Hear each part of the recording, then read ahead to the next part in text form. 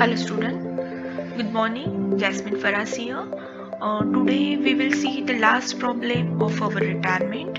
We have completed 1, 2, 3 and 4 is for you self-study. That is very simple, and this is the last fifth one, and I have taken a board problem March 2019 also.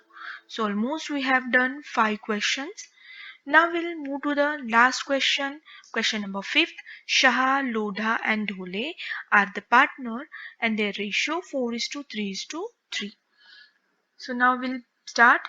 These are their liability and these are their assets. On 1st April 2019, what they get? Who get retired? Lodha get retired. So highlight here, Mr. Lodha get retired. That's my mid one. ठीक है? They have given again goodwill we have to calculate. Now हमें आता है goodwill calculate करने. Average profit 5 years का दिया है. Goodwill is valued at average profit when they have not given any year of purchase. We'll consider as 1. So this is a profit and loss they have given. All are profit. So we all have to add divided by 5. Computer depreciate. So make a tick mark on computer. Furniture revalued, so furniture RDD no longer necessary. इसका ही मतलब था all debtors are goods. See here, हमने last problem में ही देखा है question number 3 में कि all debtors are goods, उसका ही मतलब होता है RDD no longer necessary, मतलब अब हमें इसकी जरूरत नहीं है. सब डेटर अच्छे हैं. जब हमने रिवैल्यूएशन की, बैलेंस शीट की, तब हमें पता चला कि ये सब पैसे हमें मिलने वाले. सो न्यू बैलेंस शीट में instead of 9000 will write 10000. So don't get confuse. अगर वर्डिंग चेंज होती है, सेंटेंस चेंज होता है, तो टेंशन मत लो, ये उसका मीनिंग सेम ही है. RDD no longer necessary, that means all debtors are goods.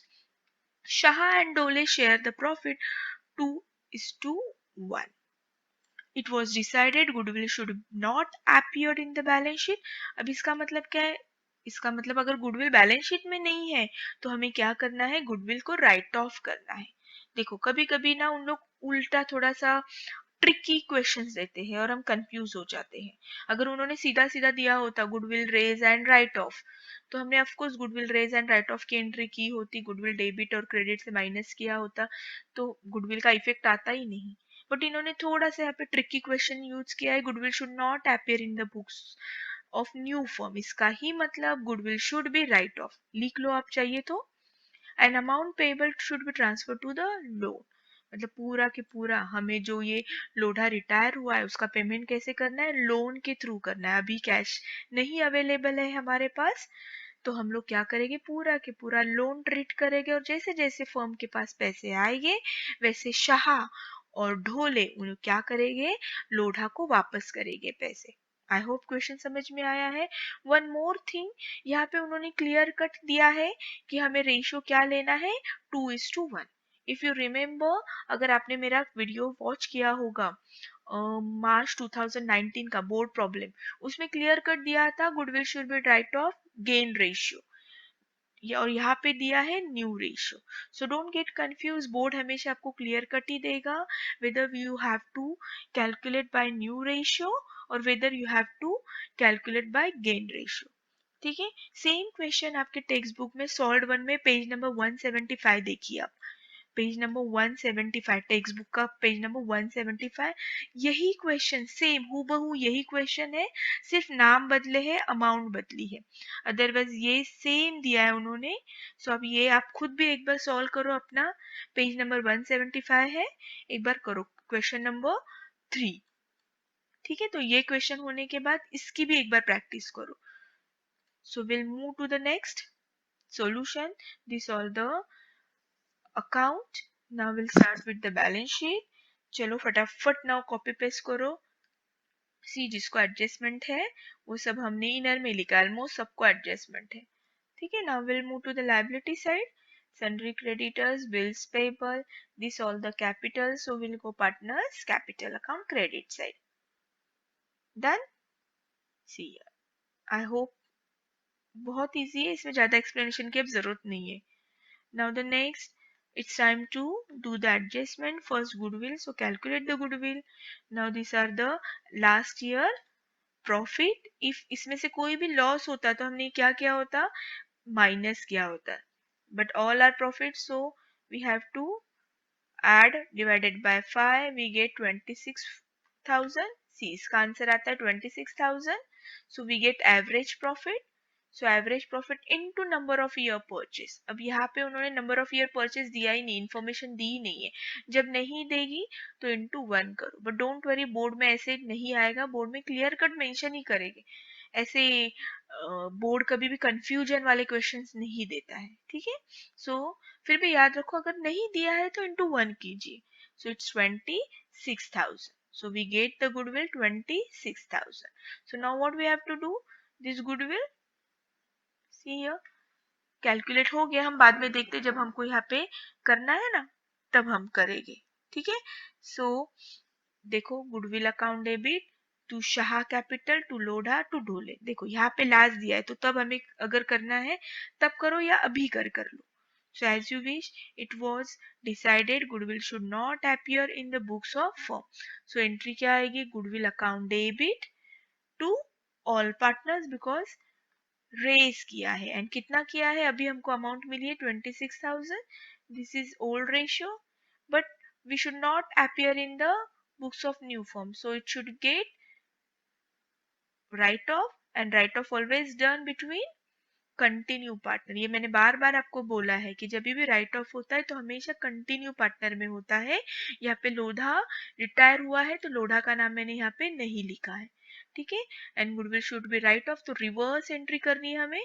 And कौन से रेशियो से करनी है, 2:1 से, because clear cut they have given कि whatever they will distribute is 2:1. So 2:1. I hope journal entry आपको समझ में आई है. So now goodwill debit goes out, credit goes out, ठीक है. तो इसका गुडविल का तो कहीं नहीं आएगा, बैलेंस शीट में तो आएगा ही नहीं, ऑटोमेटिकली कट हो गया effect. Debit minus credit, 26,000 minus 26, तो इफेक्ट बिकम 0, तो बैलेंस शीट में आएगा ही नहीं. बस यही तो उन्होंने कहा था कि goodwill should not appear in the books of new form. So of course नहीं आएगा. Okay, now what about this, this all are credit side, so will could go credit side. See here, यही amount हमें लिखनी है, 10,400, 7,800, 7,800. Now what about this, ये तो cancel हो गया. What about this debit, so will go debit side. See, only continue partner suppose to write off the goodwill. Very simple. I hope आपको समझ में आई है, ठीक है. Now rest will see. Computer depreciate, now this are very simple. Depreciation करो, furniture revalued, second effect दे दो डेप्रिसिएशन का debit side. Furniture revalue directly outer column में लिखो. yes, this is what we called, this is appreciation. So of course, good thing for the firm, so write credit side because profit and loss is a nominal account, debit expenses and credit income. So this is a expenses or losses for the firm and this is a income, ठीक है. अब ये तो आपको अच्छे से याद हुआ होगा. व्हीकल एप्रिसिएशन, व्हीकल ऐड करो appreciation, again good thing for the firm, so again write credit side 9,000. RDD no longer necessary, कोई जरूरत नहीं आरडीडी की, डायरेक्टली जो 10,000 है वही 10,000 लिखो. इसका मतलब क्या है, जो भी 1,000 आरडीडी हुआ था हमें उसका क्या हो गया, देखो यहाँ पे फायदा हो गया. हमने एज इट इज 9,000 की जगह 10,000 ही लिखी, मतलब हमको 10,000 के 10,000 मिलने वाले हैं. सो 1,000 प्रॉफिट हो गया. So will write credit side. Okay, I hope आपको समझ में आया है. So now it's time to close. कर दो close. This side is heavy, so this is called profit on revaluation. Actually ये रीवैल्यूएशन होना चाहिए था, नॉट रियलाइजेशन, ठीक है. बाय मिस्टेक प्रिंटिंग हो गई, I am sorry. Revaluation account होना चाहिए था, ठीक है. ये रियलाइजेशन किस में आता है बताओ, याद है कुछ, किस में आता है. यस, डिसोल्यूशन का आता था ना, इसलिए तुम इसके दिमाग में भी मेरे वही रह गया गलती से रियलाइजेशन. अभी हमने डिसोल्यूशन का प्रॉब्लम सॉल्व किया था ना, सो सॉरी, बट यहाँ पे रिवैल्यूएशन आना चाहिए. Now it should be gate divided among this, तो कर दो इसको डिवाइड, और ये एक बार डिवाइड हो गया तो now it's time to close. See here, जानबूझ के मैंने ये कलर में बताया, ये रिटायर हो रहा है तो पहले इसका क्लोज करो, भूलो मत। ठीक है, तो हमेशा रिटायर पर्सन का क्लोज करना है account. This will go to the loan account. They said कि पूरा के पूरा लोन अकाउंट में ट्रांसफर करो। बाकी शाह और ढोले का एज इट इज कर दो क्लोज। अब क्लोजिंग में ज्यादा वक्त नहीं लगना चाहिए, फटाफट होना चाहिए। Now whatever the balance will come, now Shah का भी balance here, this will go to balance carried down. यहाँ पे बीडी, बीडी मतलब क्या, बैलेंस ब्रॉट डाउन, और सीडी मतलब क्या, कैरिड डाउन। सो ये जाएगा कैपिटल में ये दोनों, और ये जाएगा लोन में। See done. सी 10 मिनट्स में we finish the retirement problem. So it's very simple. So I hope मैंने अभी तक 3 चैप्टर कवर किए हैं। एडमिशन ऑफ पार्टनर के सब प्रॉब्लम लिए हैं, देन डिसोल्यूशन के ऑलमोस्ट सब लिए हैं, एक आधा होमवर्क के लिए शायद होगा, सेल्फ स्टडी के लिए होगा, रिटायरमेंट के भी कंप्लीट किए। Fourth one is for self study, very easy. और सेम प्रॉब्लम अनसॉल्व का जो होता है वही सॉल्व वन में होता है, तो ऊपर थोड़ा टेक्स्ट बुक में देखो। ठीक है, तो वहां पे होगा आपके लिए वो भी प्रॉब्लम एक। So I have finish 3 chapters. I hope आपको अच्छे से समझ में आया है। अब यही 3 चैप्टर बार बार कोशिश करो, ऐसे नहीं कि हमें फटाफट सिलेबस खत्म करना है तो भागो भागो। सो ये 3 चैप्टर पूरे तरह से कंप्लीट कीजिए। मैं और नई वीडियो से डेफिनेटली आऊंगी। ठीक है, अगर कुछ अपडेट्स मिले एचएससी बोर्ड से, अब शायद लॉकडाउन खत्म हुआ तो कुछ ना कुछ नोटिफिकेशन हमें भी आएगा एचएससी बोर्ड से, तो जैसे आएगा मैं आपके लिए उसका अलग वीडियो बनाऊंगी। सो प्लीज सब्सक्राइब कीजिए और नोटिफिकेशन के लिए बेल आइकन प्रेस कीजिए। चलो, have a nice day, best of luck.